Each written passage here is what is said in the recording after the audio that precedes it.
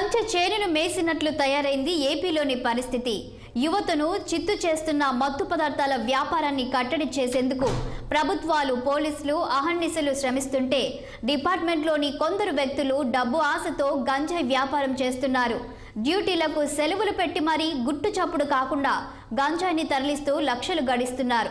తాజాగా హైదరాబాద్ బాచుపల్లిలో గంజాయిని విక్రయిస్తున్న ఇద్దరు ఏపీ పోలీసులు అరెస్ట్ అయ్యారు. పక్కా సమాచారం మేరకు గంజాయిని విక్రయిస్తున్న కాకినాడ 3వ బెటాలియన్కి చెందిన ఒక హెడ్ కానిస్టేబుల్ను బాలానగర్ పోలీసులు రెడ్ హ్యాండెడ్గా పట్టుకున్నారు.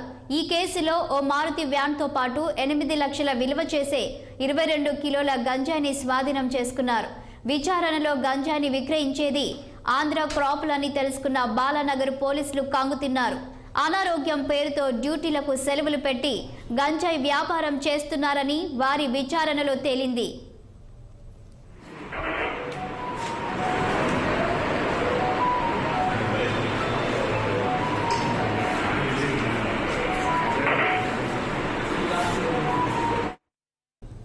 కంచె చేనును మేసినట్లు తయారైంది ఏపీలోని పరిస్థితి. యువతను చిత్తు చేస్తున్న మత్తు పదార్థాల వ్యాపారాన్ని కట్టడి చేసేందుకు ప్రభుత్వాలు, పోలీసులు అహర్నిశలు శ్రమిస్తుంటే డిపార్ట్మెంట్లోని కొందరు వ్యక్తులు డబ్బు ఆశతో గంజాయి వ్యాపారం చేస్తున్నారు. డ్యూటీలకు సెలవులు పెట్టి మరీ గుట్టు చప్పుడు కాకుండా గంజాయిని తరలిస్తూ లక్షలు గడిస్తున్నారు. తాజాగా హైదరాబాద్ బాచుపల్లిలో గంజాయిని విక్రయిస్తున్న ఇద్దరు ఏపీ పోలీసులు అరెస్ట్ అయ్యారు.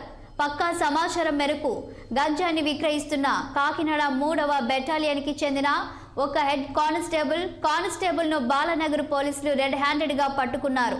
ఈ కేసులో ఓ మారుతి వ్యాన్తో పాటు 8 లక్షల విలువ చేసే 22 కిలోల గంజాయిని స్వాధీనం చేసుకున్నారు. విచారణలో గంజాయిని విక్రయించేది ఆంధ్ర కాపులని తెలుసుకున్న బాలానగర్ పోలీసులు కంగుతిన్నారు. అనారోగ్యం పేరుతో డ్యూటీలకు సెలవులు పెట్టి గంజాయి వ్యాపారం చేస్తున్నారని వారి విచారణలో తేలింది.